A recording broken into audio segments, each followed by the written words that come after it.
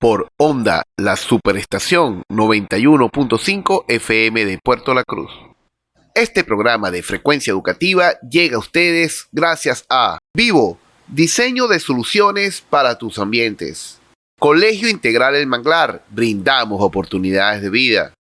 De vuelta en frecuencia educativa, estamos abordando un tema muy interesante, vamos a abordar un tema muy interesante que es el regreso a clases. Para ello, invitamos a la maestra Helen. Helen Cárdenas, ella es profesora de educación preescolar, especialista en gestión emocional de la educación, certificada como educadora de disciplina positiva en la primera infancia, tiene más de 15 años de ejercicio, 5 años como formadora de familias y maestra en el tema de crianza y educación consciente. Es importante entender que si vamos a iniciar clases, y esto no es orientado a niños chiquitos, estamos hablando de todo el universo de personas que van a iniciar clases, docentes, familias y niños y jóvenes, ¿no? Iniciamos clases todos. Entonces tenemos que iniciar con una pregunta generadora y esa pregunta generadora va a un tema más personal de la maestra Helen que al tema que vamos a abordar. Sales del aula y ahora, ¿cómo enfrentas siendo mamá y siendo formadora de docentes el no estar en un aula de clase y no influir directamente en tus estudiantes? Buenas tardes. Primero, gracias por la invitación. Estoy siempre contenta de estar aquí, de poder aportar un poquito por cualquier ventana que me ofrezcan. Mira, este año escolar es el primer año que como acabas de mencionar, yo me enfrento solo como mamá, de hecho. La verdad ha sido un poco raro porque, bueno, yo me gradué y siempre he sido profesora y siempre he estado en el aula. Y de hecho, cuando emigré, una de mis mayores crisis existenciales era qué voy a hacer si no llego a ser, si no puedo seguir siendo maestra. Y resulta que sí pude porque me he abierto caminos para seguirlo haciendo. De hecho, cuando tomé la decisión de dejar de estar en un aula, dije, no voy a dejar de ser maestra, solo que lo voy a hacer de una manera diferente. Y por eso es que decidí, de alguna manera, pulir y repotenciar esta otra área como formadora, siguiendo trabajando con más maestros, pudiendo o tratando de aportarle a más maestros lo que yo he aprendido con toda la experiencia que tengo. Y de esa perspectiva, tus proyectos van hacia dónde van a estar orientados. Bueno, en primer lugar, la idea es poder aportar, como acá te acabo de decir, desde mi experiencia y mi formación, lo que me ha servido, y no solamente lo que me ha servido, sino dándole, yo siento que es como mi valor agregado. No es contarte lo que he aprendido y cómo lo usé en la escuela, sino a través de este filtro que es mi propia mirada. Yo he descubierto que ese es mi valor, la mirada crítica con la que recibo la teoría, con que la mastico y luego la pongo en práctica, no tragando grueso solo porque un autor lo dijo. Entonces, poder llevar esta mirada crítica a otros maestros para incentivarlos, para invitarlos a que puedan crear sus propios criterios de una práctica docente mucho más consciente, es como la principal proyección. Y por otro lado, continuar con los grupos de juego. Yo sigo trabajando con niños pequeños. Mira, maestra, una de las cosas que quiero abordar en este momento es poder tener una mirada hacia el tema de hacia dónde van, hacia dónde apuntas. Tú como formadora de otras mamás, de otros profesores, hemos visto, he estado stalkeando tus redes y tus historias de WhatsApp y has colocado muchas cosas y veo que te han respondido muchísimo. Entonces, ¿hacia dónde vas? ¿Hacia la formación de familia o a la formación de docentes? No, yo estoy súper enfocada en la formación de docentes porque siento que es donde tengo más experiencia. Yo desde el 2020, 2019, 2020 aproximado, empecé a generar contenido y programas de acompañamiento a familias. Sin embargo, yo en ese mismo camino de acompañar familias he descubierto que en realidad el trabajo de la crianza consciente, visto desde la familia, conlleva un trabajo muy personal que debe casi siempre ir de la mano de atención psicológica o terapéutica.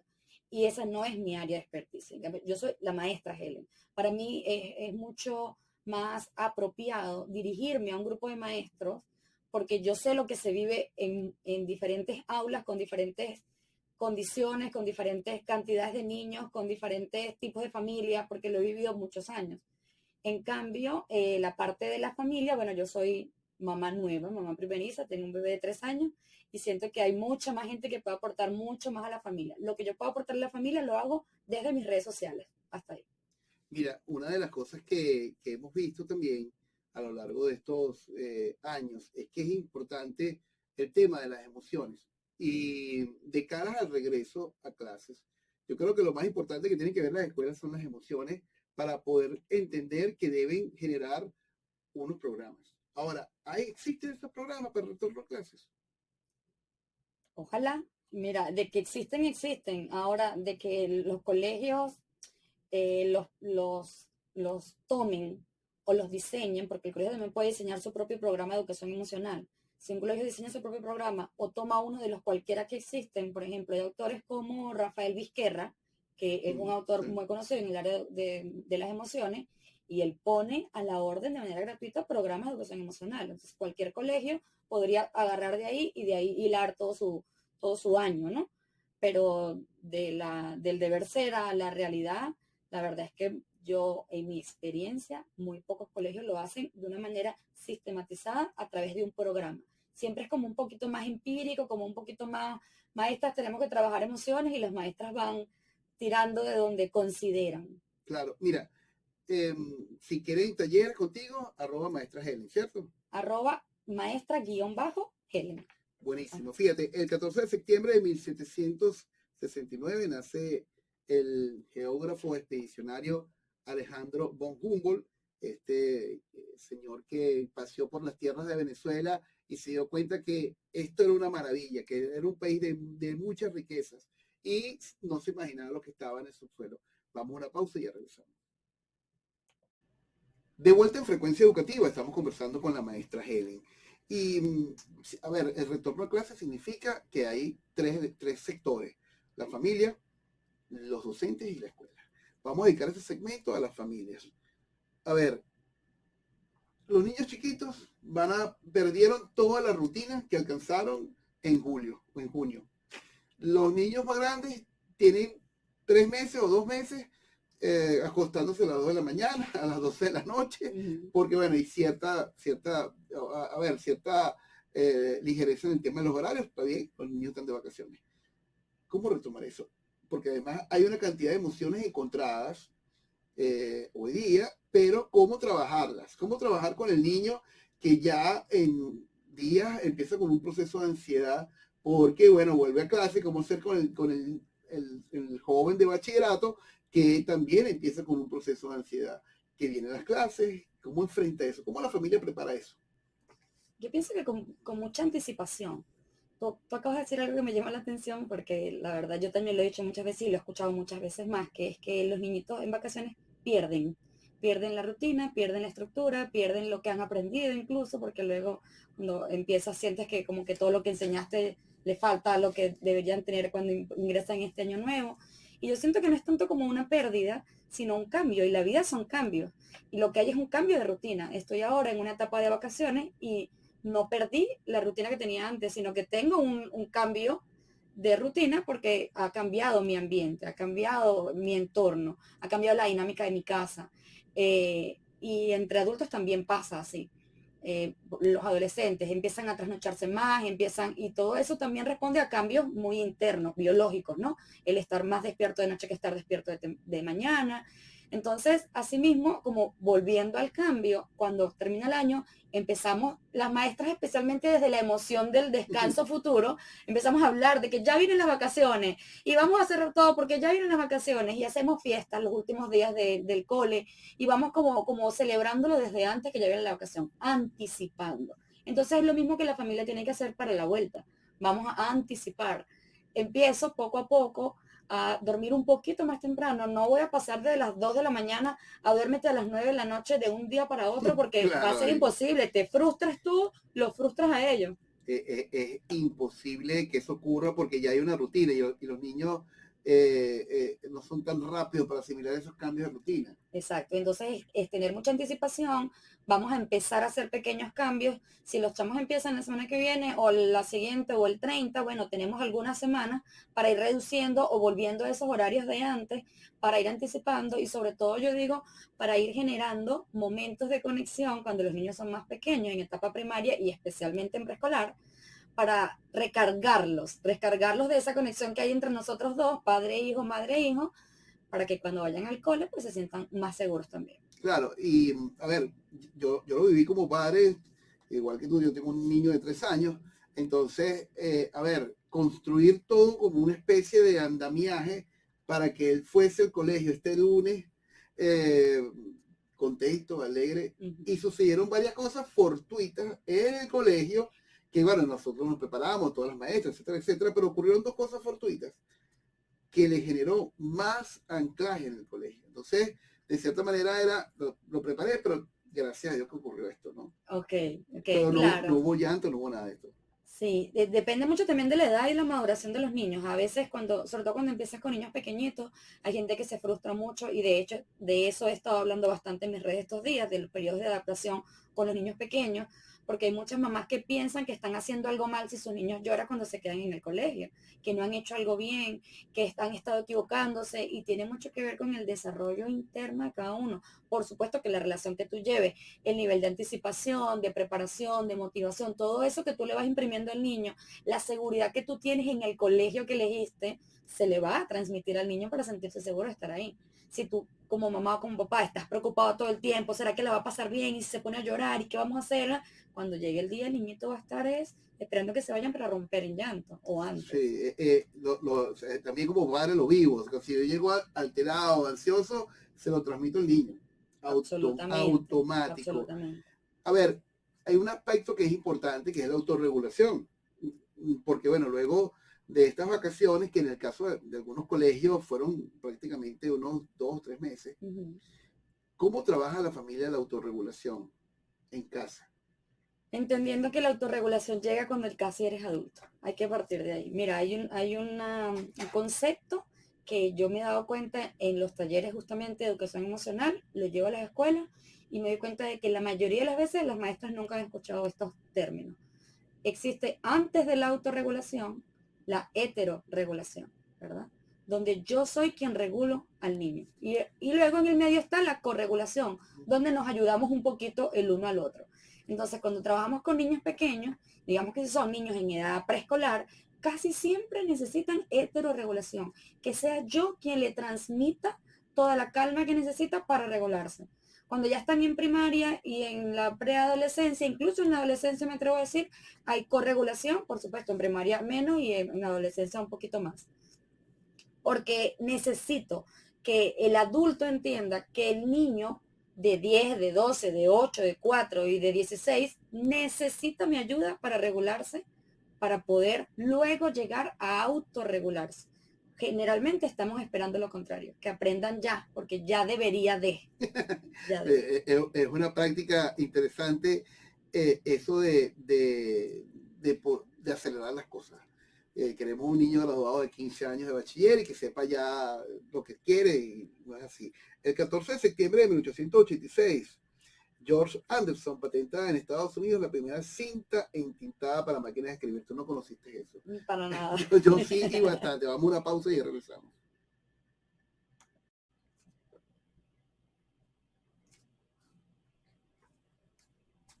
De vuelta en Frecuencia Educativa, estamos abordando el regreso a clases desde la emoción, de las emociones. Y en el segmento pasado estábamos hablando de las familias, ahora vamos a atender a los docentes. Los docentes, bueno, tienen 1000 cosas en la cabeza, tienen necesidades, tienen algunas cosas que resolver, tienen que planificar, tienen que entregar cosas a las escuelas, y que al final las escuelas le van a ir demandando obligaciones, responsabilidades, guardias, encárgate de la decoración del salón para recibir a esos niños. Entonces, ¿cómo debe preparar el maestro? ¿Cómo debe prepararse el maestro para esa llegada de esos niños? Yo creo que hay que ser muy consciente de los propósitos, de las intenciones del año escolar. Creo que esa es una buena manera de arrancar, planteándote, ok, ¿cómo me fue el año pasado? ¿De qué me quejé más? O sea, ¿qué fue lo que menos me gustó? ¿Qué puedo hacer yo este año para que sea diferente? Porque es que hay que prepararnos y dejar de quejarnos o de acusar al Sí, otro, ¿sabes? Es que aquí este colegio, es que, bueno, de eso hay mucho en las escuelas, la culpa la tiene cualquier otro, la vaca. la culpa la tiene la vaca, exactamente. Entonces, primero eso, como revisar qué he venido haciendo, qué de eso me gustó mucho, qué puedo retomar de los años anteriores y qué cosa puedo hacer distinto este año. Y también mucho autocuidado, Víctor, mucho autocuidado porque, mira, yo siento que los maestros somos de la gente que menos vacaciones tienen vacaciones. O sea, no es como que la mayoría de los maestros se vaya a Punta Cana en septiembre. Entonces, es verdad que cuando volvemos al colegio, sentimos este fresquito de, ok, ya salí de la casa otra vez un ratico, ya venía cansada de esto. Entonces, esto te emociona. Juntarte con tus amigos que tenías también un poco de meses que no veías, esto te llena de motivación y tal. Pero casi que la semana siguiente, cuando empiezan a llegar los chamos, los niños, los más grandes, el montón de cosas que se ven el primer mes es fuerte, porque sí, es conocer familias nuevas, es tú también hacer vínculos con familias nuevas, hacer vínculos con niños nuevos, con adolescentes nuevos, incluso con compañeros nuevos, porque a veces te rotan de salones, incluso con currículos nuevos, porque a veces ya no estás en tercer grado, sino en sexto, ya no estás en nivel 1, sino en nivel 4, entonces nivel 3, perdón. Entonces son un montón de cosas que, así como a los niñitos también los recarga emocionalmente, a nosotros también. Entonces, mucho autocuidado, mucho salir de la escuela y tener espacios para serenarte, para integrar, para descansar, eh, para mantener o crear rituales que te ayuden a sentirte bien. Cuanto más te sientes bien, más paciencia vas a tener y mayor disposición para lo que sea que vaya atravesando en el año escolar. estoy de acuerdo contigo. Y una de las cosas que a mí me gusta hacer como director de escuela y como cuando era profesor, aunque sigo siendo profesor hoy día de niños de quinto año, era ser lo más organizado posible, era tener el mejor uniforme, el planchado, los mejores zapatos nuevos, qué sé yo, o no, si no tenía los recursos, el zapato limpio para Sí. poder yo organizarme en todos los aspectos, sanearme en todos los aspectos para poder entender a esos niños. Entonces, yo creo que eso es una de las cosas más importantes. Mira, a ver, herramientas, estrategias que puede tener un docente que nos esté escuchando en este momento y que, bueno, ¿dónde las busco? ¿Cómo hago?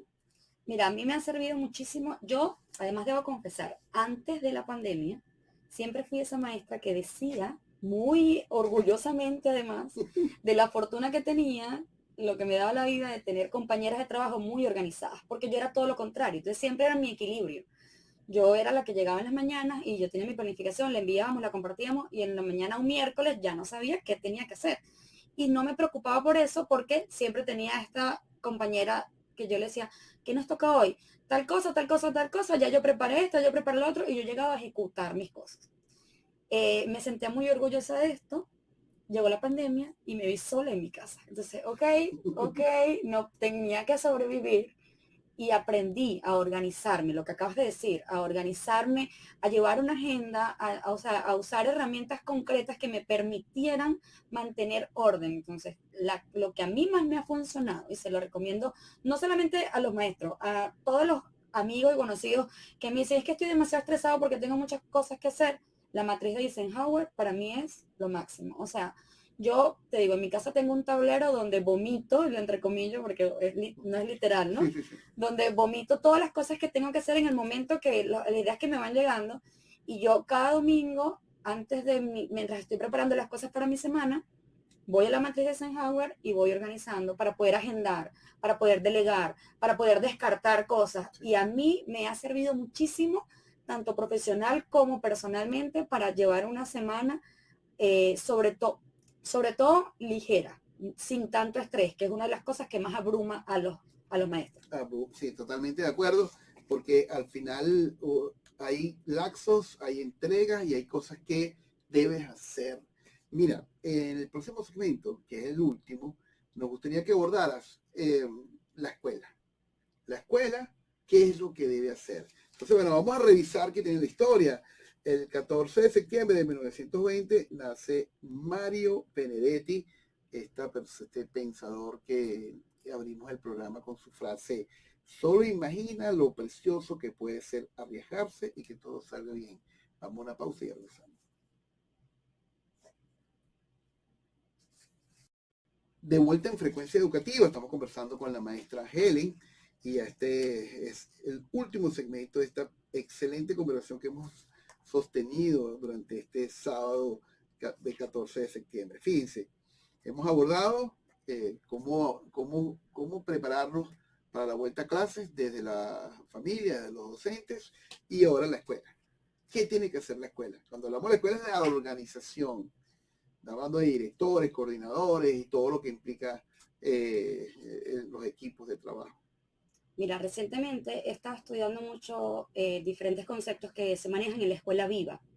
Uh-huh. Y hay 3 conceptos que me parece que directores y toda esta organización debería también manejar, debería como, no necesariamente porque tu colegio o sea una escuela alternativa o no, o sea, desde lo más tradicional, un poco indagar sobre estos conceptos puede ayudar a que la forma en la que organizas la escuela, el currículo, se dé de una manera más apropiada para todos, ni siquiera para los niños, para todos. Estos conceptos son, primero, la autopoiesis, Sí, que es un concepto de Maturana. Es una cosa bellísima que te dice, mira, cualquier organismo tiene la capacidad de crearse, de inventarse, de mantenerse sano, siempre que las condiciones estén dadas. Entonces, ¿qué tiene que hacer el docente? ¿Qué tiene que hacer la organización? Brindar esas condiciones para que no se acumulen tensiones. Y eso se ve desde cómo yo organizo un horario escolar. Porque tú de repente ves en colegios horarios escolares donde el recreo está de 12 a 12 y media y los niños salen a la 1. Y tú dices, por supuesto que estos niños van a estar desregulados todo el primer lapso, pero es que este horario no funciona, o sea, no está dando las condiciones para que haya bienestar. Entonces, entender que yo tengo que proveer las condiciones. El segundo concepto es la teoría de sistemas. Cada cosa afecta a lo siguiente. O sea, yo no puedo pretender que si el ambiente laboral, digamos, entre administración, entre secretarias, entre maestros, no se da de manera armónica, esto sea diferente con los niños, porque todo se ve reflejado, porque todos los sistemas están interconectados. Y lo mismo con la familia. Yo necesito tener buenos tratos con la familia, yo necesito tener buenas relaciones con la familia para que esto también se refleje en el bienestar de los chavos. Y por último, que es uno de los que a mí más me gusta, que es el paradigma de la complejidad, que es el paradigma que nos aleja de creer que un mismo método sirve para todos. Sobre todo empezando el año escolar, cuando tenemos a 15, 20 o hasta 30 muchachos, porque en escuelas públicas hay, bueno, sí, una cantidad absurda de gente en los salones. Pero cuando tenemos tantos niños distintos, creer que un mismo método va a servir para todos. A principio de año escolar tenemos que preparar las condiciones para que los adultos podamos conocer a las familias y conocer a los niños y las realidades individuales de cada uno para poder darle a cada uno lo que cada uno necesita. Maestra Helen, a ver, sales del aula, ¿cuál ha sido la anécdota con estudiantes que te ha llenado más? ¿Que me ha llenado más? Sí, como persona, como profesional. Mira, hace muchísimos años, y fíjate, fue empezando mi práctica, yo trabajaba como suplente en una escuela estatal en el Táchira. Y era una escuela pública, una escuela estatal, entonces de pocos recursos, había muchos niñitos, sabes que por allá las condiciones son bastante difíciles, habían hijos de paramilitares colombianos y niños criados por abuelitas que no tenían, bueno, una situación delicada. Y había una niñita, o un niñito, ¿no? Fíjate que me quedo con lo que pasó y no puedo recordar si era una niña o un niño, pero yo recuerdo, no, era una niña, que ella, hasta estamos haciendo un proyecto de las profesiones. Y entonces le pregunto que qué quiere ser. Cuando llegamos a quién quiere ser, ella dice, maestra, yo descubrí que quiero ser maestra. Y yo le digo, ah, sí, y eso sí, maestra, porque es que yo antes pensaba que yo quería ser motorizado. Pero yo descubrí que cuando uno es maestra, uno puede querer. Y yo decía, ya va, un momento. O sea, todo lo que hay detrás de esto con un niño de 5 años, ¿no? Yo descubrí que cuando uno es maestra uno puede querer. Y eso para mí fue como, fue muy importante porque es darme cuenta en esos inicios que yo no vengo a enseñar nada. O sea, yo no vengo a enseñar nada, yo vengo a querer a esta gente, a hacerlos sentir amados y desde ahí van a florecer. Así es.